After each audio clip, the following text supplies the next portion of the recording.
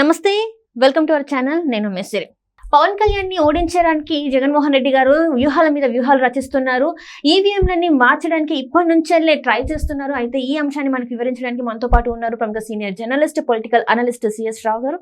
నమస్కారం సార్. నమస్తే సార్, ఇప్పుడు ఏంటంటే పవన్ కళ్యాణ్ గారిని ఓడించాలి అని చెప్పేసి జగన్మోహన్ రెడ్డి గారు చాలా వ్యూహాలు రచిస్తున్నారు. అందులోని ఈ ఈవీఎంలని మార్చడానికి ఇప్పటి నుంచే ట్రయల్స్ చేస్తున్నారు అని చెప్పేసి వార్తలు వస్తున్నాయి. అండ్ మనం చూసాము కూడా న్యూస్ లో. అసలు ఎందుకు ఇలాంటివి చేస్తున్నారు సార్? సో ఒకటి ఏంటంటే జగన్మోహన్ రెడ్డికి పెద్ద టార్గెట్ ఏంటంటే ఎట్టి పరిస్థితుల్లో పవన్ గెలవకూడదు. పవన్ గెలవకుండా ఎన్ని రకాల ప్రయత్నాలు చేయాలో అన్ని ప్రయత్నాలు చేయాలి అనేది ఆయన యొక్క ఓ పెద్ద లక్ష్యం. కారణం ఏంటంటే వీళ్ళిద్దరికీ పర్సనల్ రైవాలిటీ పెరిగింది. రాజకీయపరమైనటువంటి శత్రుత్వం కన్నా కూడా రాజకీయంగా ప్రత్యర్థులే ఉంటారు, శత్రువులు ఉండరు. కానీ రాజకీయ పరంగా శత్రువులుగా చూసుకుంటూనే వీళ్ళు పర్సనల్ క్లడ్జెస్కి వెళ్ళిపోయారు. కారణం ఏంటంటే 4 పెళ్ళిళ్ళు అనేటివి ఆయన ప్రతిసారి జగన్మోహన్ రెడ్డి పవన్ కళ్యాణ్ మీద మాట్లాడే మాట. దాంతోపాటు పవర్ స్టార్ కాదు, ఆయన ప్యాకేజ్ ఇస్తారు, దత్తపుత్రుడు, పార్టీ పెట్టింది చంద్రబాబు నాయుడు కోసం, ఇలాంటివన్నీ మాట్లాడుతూ ఉంటాడు ఆయన. వీలున్నంత వరకు అతన్ని వ్యక్తిత్వ హననం, పర్సనల్ డ్యామేజ్ చేయడానికి జగన్మోహన్ రెడ్డి ఎక్కువగా కాన్సన్ట్రేషన్ చేస్తుంటాడు పవన్ కళ్యాణ్ మీద. కారణం ఏంటంటే సమాజంలో ఆయనకున్నటువంటి గ్లామర్ని, ఆయనకున్నటువంటి ఫాలోయింగ్ని తగ్గించేటువంటి ప్రయత్నం చేస్తూ ఉన్నాడు. కారణం చంద్రబాబు నాయుడు పక్షాన పవన్ కళ్యాణ్ ఉన్నారు అనేటువంటి ఒకే ఒక అంశం. దాంతో వీళ్ళనంత వరకు ర్యాగింగ్ చేస్తూ ఉంటాడు ఆయన్ని. అదేవిధంగా పవన్ కళ్యాణ్ కూడా ఏమాత్రం తీసిపోకుండా జగన్మోహన్ రెడ్డిని కూడా ర్యాగింగ్ చేస్తూ ఉంటాడు. నువ్వు రౌడీ రాజ్యం చేయాలనుకుంటున్నావు, రౌడీలను పెట్టుకుని పరిపాలన చేయాలనుకుంటున్నావు, ఒక ఆఫ్ఘనిస్తాన్ లాగా ఆంధ్రప్రదేశ్ని మార్చేసావు, తాలిబాన్ లాగా వ్యవహరిస్తున్నారు వైఎస్ఆర్ కాంగ్రెస్ పార్టీకి సంబంధించినటువంటి వాళ్ళు, నువ్వు తాలిబాన్ లీడర్ లాగా ఉన్నావు అనేటువంటి ఒక ఘాటైనటువంటి పదజాలాన్ని పవన్ కళ్యాణ్ ఉపయోగిస్తూ ఉంటాడు తరచూ జగన్మోహన్ రెడ్డి మీద. అంతేకాదు, నీ కూసాలు కదిలిస్తాను అని చెప్పి చెప్తూ ఉంటాడు సినిమా స్టైల్లో. తర్వాత ఆయన పవర్ ప్రాజెక్ట్స్ దగ్గర నుంచి కానీ, ఇసుక సిండికేట్ కానీ, మద్యానికి సంబంధించినటువంటి స్కామ్స్ కానీ, వీటి నుంచి కొన్ని లక్షల కోట్ల రూపాయలు ఎక్కడి నుంచి నువ్వు సంపాదించావు, ఎలా సంపాదించావు నాకు తెలుసు, నీ అంతు చూస్తానని చెప్పి ఆయన పర్సనల్గా వార్నింగ్ ఇచ్చినటువంటి సందర్భం కూడా ఉంది.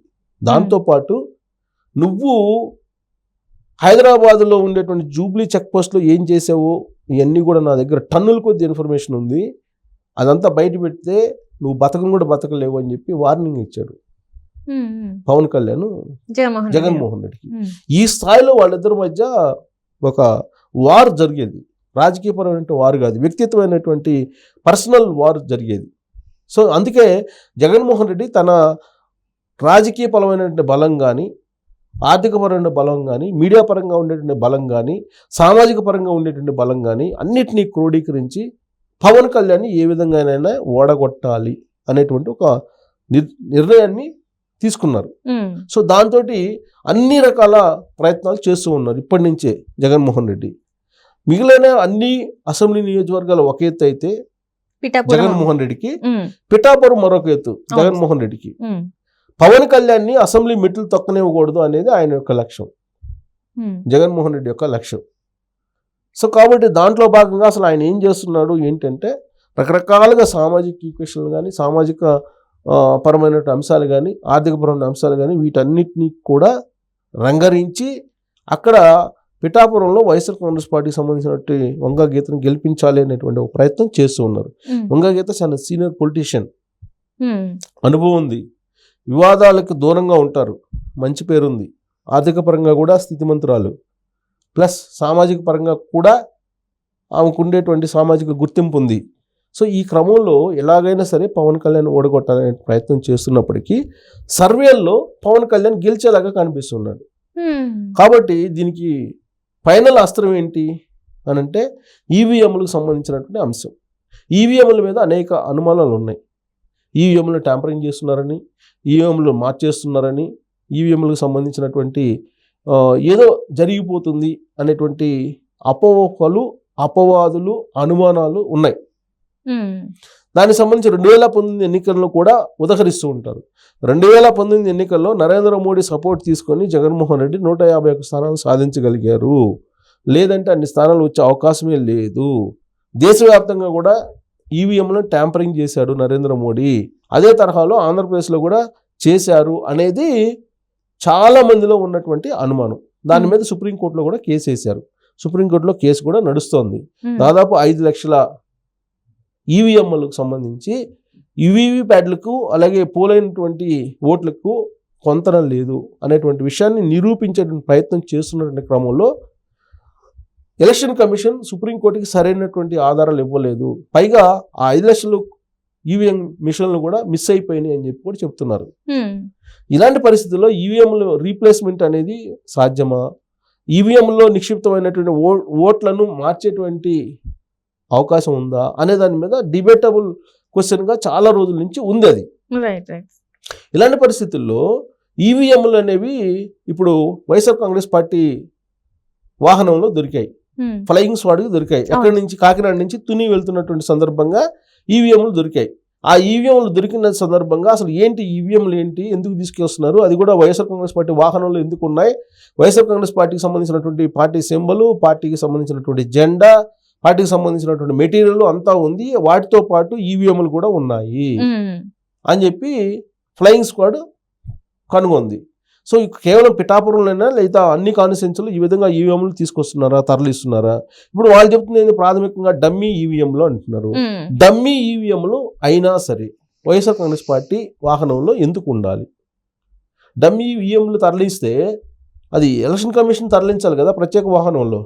వైఎస్ఆర్ కాంగ్రెస్ పార్టీకి సంబంధించినటువంటి ప్రచార మెటీరియల్ తోటి ఎందుకు తరలిస్తున్నట్టు? పైగా అవి ఫార్మేట్ చేసి ఉన్నాయి అని చెప్పి చెప్తున్నారు. డమ్మీ కాదు, ఫార్మేట్ చేస్తున్నాయి అని చెప్పి కూడా చెప్తున్నారు. బట్ ఇప్పటి వరకు అవి డమ్మీనా నిజమా అనేది నిర్ధారించాలి ఎలక్షన్ కమిషన్. దీని మీద ఇప్పటివరకు ప్రెస్ మీట్ పెట్టాల, దీని మీద ఇంతవరకు క్లారిటీ ఇవ్వలేదు. క్లారిటీ ఇవ్వాల్సిన బాధ్యత ఎలక్షన్ కమిషన్ మీద ఉంది. అసలు పిఠాపురంలో ఈవీఎంలు మార్చేదానికి ఇప్పటి నుంచే ప్రయత్నం చేస్తున్నారా, లేదా రాష్ట్ర వ్యాప్తంగా కూడా ఇలాంటి ప్రయత్నాలు జరుగుతున్నాయా అనేటువంటి అనుమానాలు ఇప్పుడు ఈ రైడింగ్ ద్వారా వచ్చినాయి. ఇప్పుడు ఈవీఎంలు డమ్మీ అనుకుందాం కొద్దిసేపు, డమ్మీ అయినా కానీ మీకు వైఎస్ఆర్ కాంగ్రెస్ పార్టీ వాహనంలో తరలించడానికి లేదు కదా. కాబట్టి ఇక్కడ ఏదో కాన్స్పిరసీ ఉంది, ఈ కాన్స్పిరసీని బయట పెట్టాలి. లేదంటే రాబోయేటువంటి ఎన్నికలు కూడా ఫ్రీ అండ్ ఫెయిర్ మ్యాన్లో జరిగే అవకాశం లేదు, రీప్లేస్మెంట్ జరిగే అవకాశం ఉంది ఈవీఎంలు అనేది ఇప్పుడు తెలుస్తుంది. ఇప్పుడు తెలంగాణలో ఈ మధ్యకాలంలో జరిగిన అసెంబ్లీ ఎన్నికల్లో కూడా ఇలాంటి ప్రాక్టీసే జరిగింది.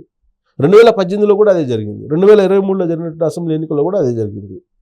మొత్తం ఎన్నికలో పోలింగ్ అయిపోయింది. పోలింగ్ అయిపోయినటువంటి రాత్రి ఈవీఎంలు తరలిస్తున్నటువంటి సమయంలో కొన్ని ఈవీఎంలు తీసుకొచ్చి రీప్లేస్ చేసి పంపించాలనే ప్రయత్నం బీఆర్ఎస్ పార్టీకి సంబంధించిన కొంతమంది చేశారు అర్ధరాత్రి వేళ. ఆ సందర్భంగా కాంగ్రెస్ పార్టీ వాళ్ళు అడ్డుకొని ఆ ప్రయత్నాన్ని నిలిపివేశారు. లేదంటే కనీసం 4-5 స్థానాల్లో బీఆర్ఎస్ పార్టీ గెలిచేది, కాంగ్రెస్ పార్టీకి ఇంకా 4-5 స్థానాలు తగ్గేది. అలాంటప్పుడు ప్రభుత్వం ఏర్పాటు చేసే అవకాశం లేకుండా పోయేది. కానీ దాన్ని ఆ రోజున కాంగ్రెస్ పార్టీకి సంబంధించిన క్యాడర్ అడ్డుకోబట్టి ఆ ఈవీఎంల వ్యవహారం బూమ్రాంగ్ అయింది. సో కాబట్టి ఇలాంటి ప్రయత్నం ఏమన్నా అక్కడ కూడా జరుగుతుందా ఆంధ్రప్రదేశ్లో, ఎస్పెషల్లీ పిఠాపురంలో?